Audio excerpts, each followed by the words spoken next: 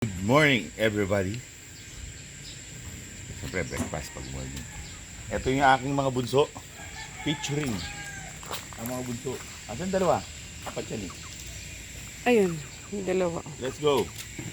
Ay, okay. Pinakabalan ko na lang sila. Ginawa ko na lang sila ng free range. Oh. Paano kasi? Tingnan nyo naman yung mga buntot. Yung likod ng saddle nila. Wala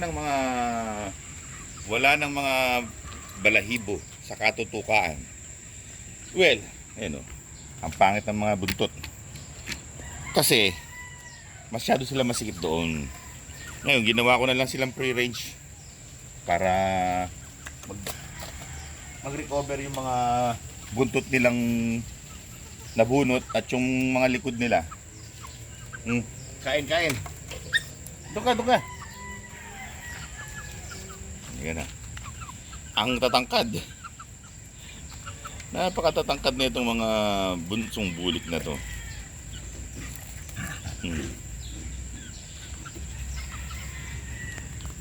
Update sa lahat ng mga bulik ngayon yan. Kasi past few episodes, puro tayo mga ibang topic eh.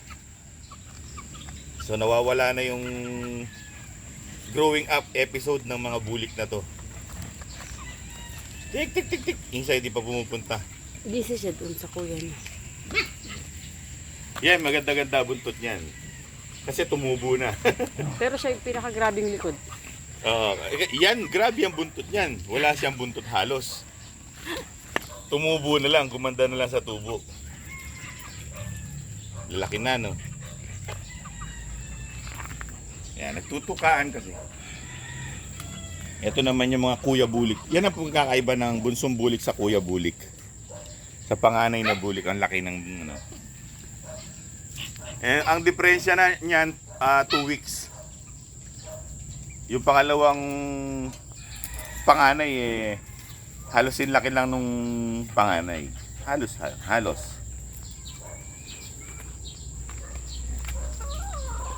Gaganda, no? Pumaporma na. Ayan, pumuporma na yung mga bulik ko. Pumuporma na yan. Diba? Mayroon silang cord, nilagay mo. Tali. Suggestion ng isang kaibigan natin. Pero, dati naman na ginagawa talaga yan. Hindi ko lang yan nagawa dun sa mga maliliit na bulik noon. Bago ko kinord kasi hindi ko naman talaga dapat sila i-cord. Napilita lang akong i-cord na. Kasi nga dahil sa nagbubugbugan na sa loob eh. Tapos nagsuggest sila na lagyan ko muna ng tali sa paa. Para hindi daw sila nabibigla sa ikakabit na tali. Tama naman yun. Sila lang hindi ko nalagyan ng tali. Kasi nga rectang cord sila kasi nga dahil sa urgently ang pagkaka-cord sa kanila. Ito naman nilagyan ko na ng tali kasi solo naman nila yung fly pen, wala naman silang kabugbugan dyan. Di ba? Yan ang bulik na bunso. Matangkad. Parang yung mga kuya. Ayun yung likod niya, grabe. So wala lang mga likod. Ayan na. Yun yung mapogi. Yan. Yan. Yung buntot niya medyo tumubo na. Kumpleto sa tubo. Pero yung likod, lagas. Yan ang pinakawalang buntot dati.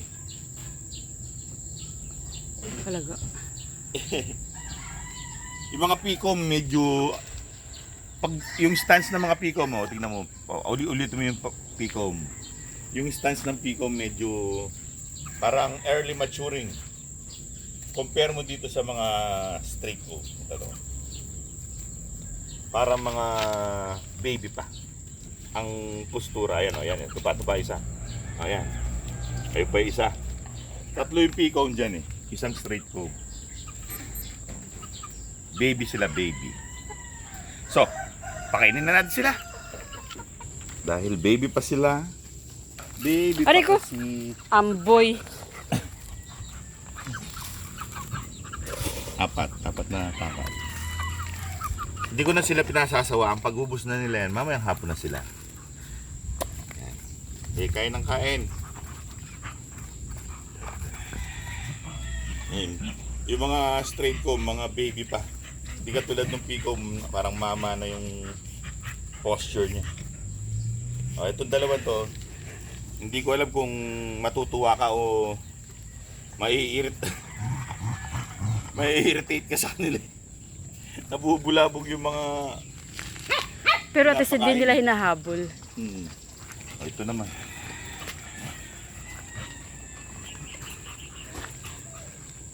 Ayun o, tinataas ko yung mga kainan. Kainan at inuman. Mahirap na pag hindi mo ginawa yan. Palaks. Sigurado. Nagsiswimming. Ano pa naman ngayon? Palaka. Summer pa naman ngayon. Masarap mag-swimming.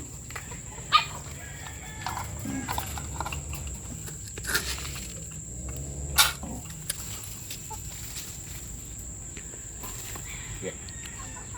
Sige. May tubig. Plain water sila ngayon. Dahil sa hindi nila vitamins D ngayon. Siyempre bago natin bisitahin yung mga pangalawang panganay, bisitahin muna natin yung tatay. Ayan na. Kain ka na dito. Ready? Get down and move it all around. Yan na, bababa na ang ating bida. Bababa na yan. Gutom na yan eh. Sige na, mamaya na yung forma-forma. Kain na ron. O, eto na, ang mga pangalawang panganay. Ito yung pinapawalan ko, no? Pagkatapos sa pakainin, bubuksan ko na yung kainan niyan. O, malalaki na. Yan naman, hindi nagtutukaan. Naglulugon lang talaga. Hindi sila nagtutukaan ng balahibo. Yan o.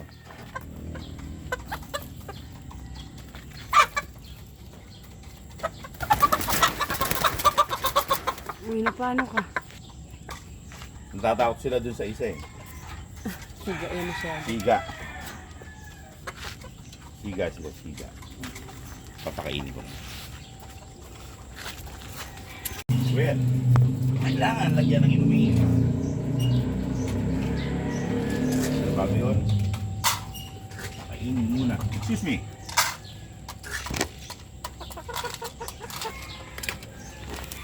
Isang takal, isang alaga. Welcome sa aking mga corded na bulik. Panganay. Yan na. Sanay na yan sila sa tali. Kain na.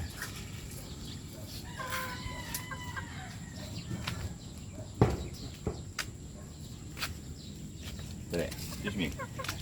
Tutubigan lang kita. Para in case na mas pasarap kang bigla sa kain eh, hindi ka mabulunan. Paunahin mo yung tubig niya. Bakit tubig yan siya?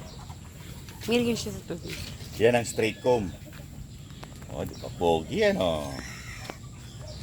O. Pogi yan. Hehehe. Kagwapo.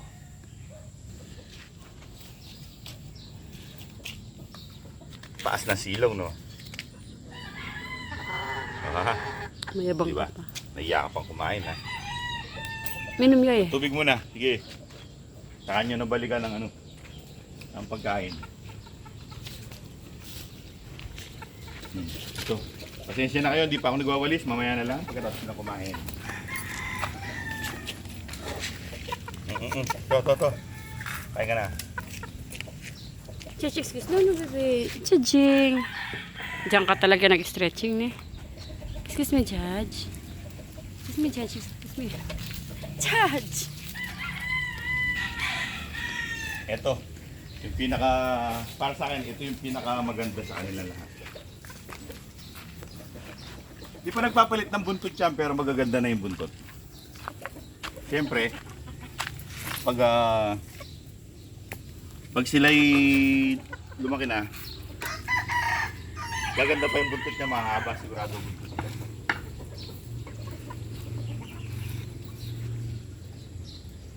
Si Rudy maganda yung buntot eh, di ba? Kahit ito man, yung kay Aling Nimay na si Sky. Anak naman ni Rudy yan eh. Maganda rin yung buntot niya. Actually, magaganda yung balahibo nila. Maganda yung buntot. Well, mga kaibigan, yan ang aking mga bulik. Yan ang update ko sa aking mga bulik.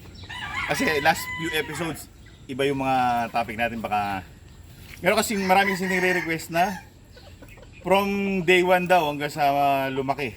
Kaya hindi ko tinatanggal yung mga episode nila. Kaya sa mga nag-request nun, yan. Tribute. Tribute. Yan ang ano ko sa inyo para nakikita nyo sila.